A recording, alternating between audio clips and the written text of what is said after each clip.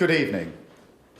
Earlier today, on Yom Kippur, the holiest day for the Jewish community, a vile individual committed a terrorist attack that attacked Jews because they are Jews, and attacked Britain because of our values. So many Jewish families first came to this country as a place of refuge, fleeing the greatest evil ever inflicted on a people. And Britain welcomed them. Communities like the one attacked in Manchester provided safety, but also the security that comes from a promise that this is a country that stands up to hatred, and that we don't just provide refuge, we provide a home. For so many Jewish families, that is the story of Britain.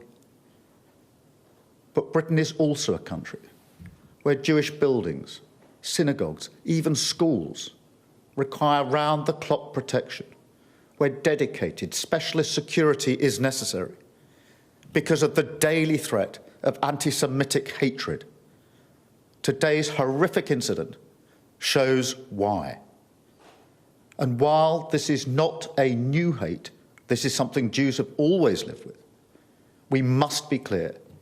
It is a hatred that is rising once again, and Britain must defeat it once again.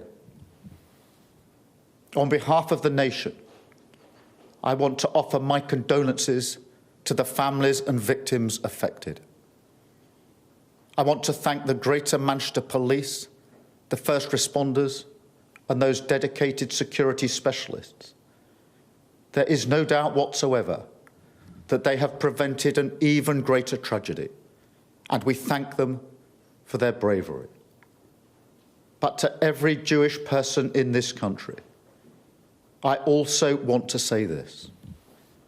I know how much fear you will be holding inside of you.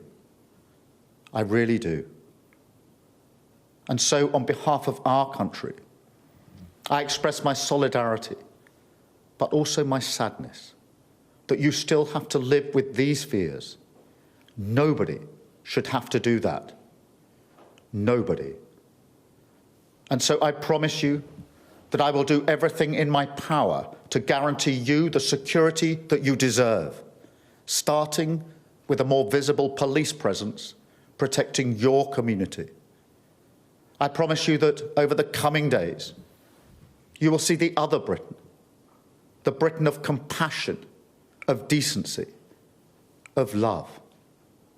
And I promise you that this Britain will come together to wrap our arms around your community and show you that Britain is a place where you and your family are safe, secure, and belong. Thank you.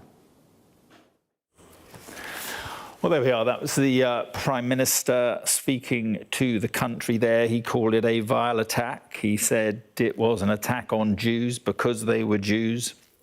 He said this is a country that does not give in to hatred. And then he spoke about anti-Semitism and the history of anti-Semitism. And he said we must be clear.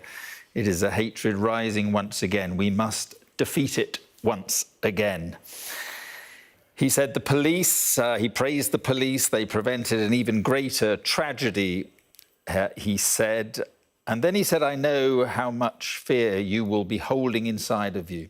No one should have to live with that fear, he said. I promise you, Britain will be more compassionate and a place of love. And then he said, we will make sure that you are safe and secure. So the Prime Minister there speaking after he returned very quickly from Denmark, Copenhagen, where there was a meeting of EU and other leaders, and straight into what has happened here. Let's talk to Serena Barker-Singh, who is in Westminster. So, well, the Prime Minister suddenly finds himself in the midst of this tragedy, in the midst of a terror attack, and basically in the midst of a security crisis.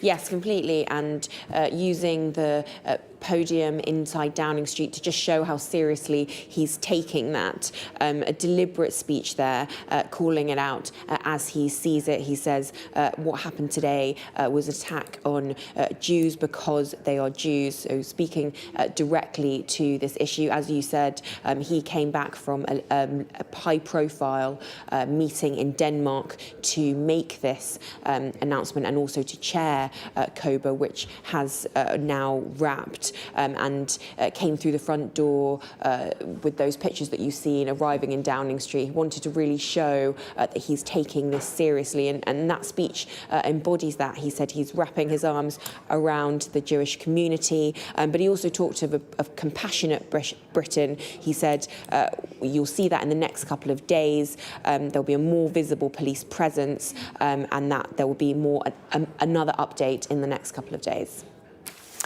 Serena, thank you very much indeed. Let's go straight to our chief political correspondent, John Craig, who was inside Downing Street where the Prime Minister was speaking. John, what did you make of what he had to say?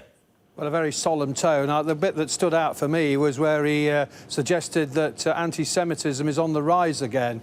A Prime Minister who's clearly shocked by the events of today.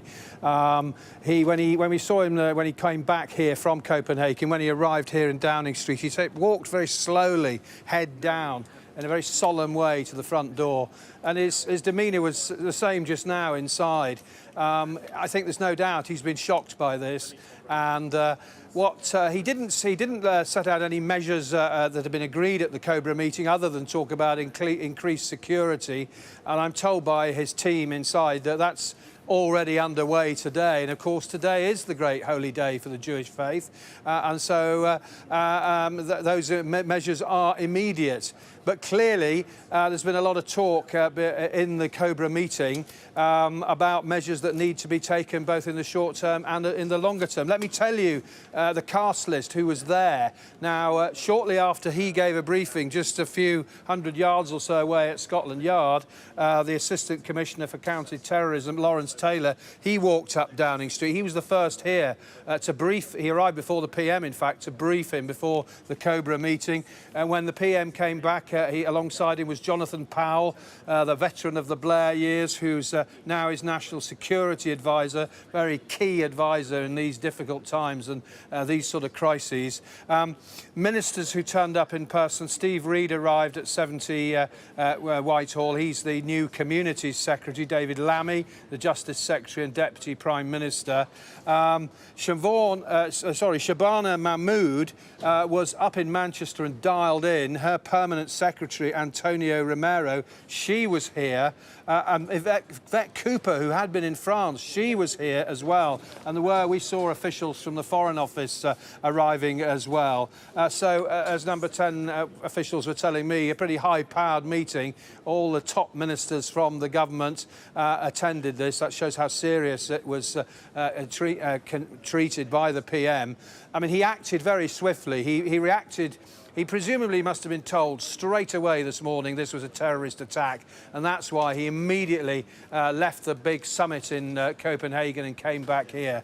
But his words were quite powerful, intended to reassure the Jewish community. Whether they will be reassured after such a serious incident is perhaps not certain by any means, but he had some reassuring words for them. He talked about the love of the Jewish community as well.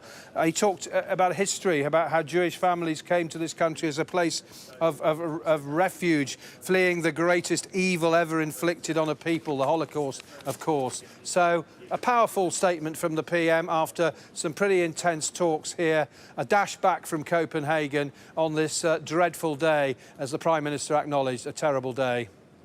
Yeah, but John, one wonders whether the comments from Gideon Saar, Foreign Minister of Israel, will be ringing in his ears. Gideon Saar saying the authorities in Britain have failed to take the necessary action to curb this toxic wave of anti-Semitism and have effectively allowed it to persist. We expect more than words from the Starmer government, he said. We expect and demand a change of course, effective action and enforcement against what he called the rampant anti-Semitic and anti-Israeli incitement in Britain.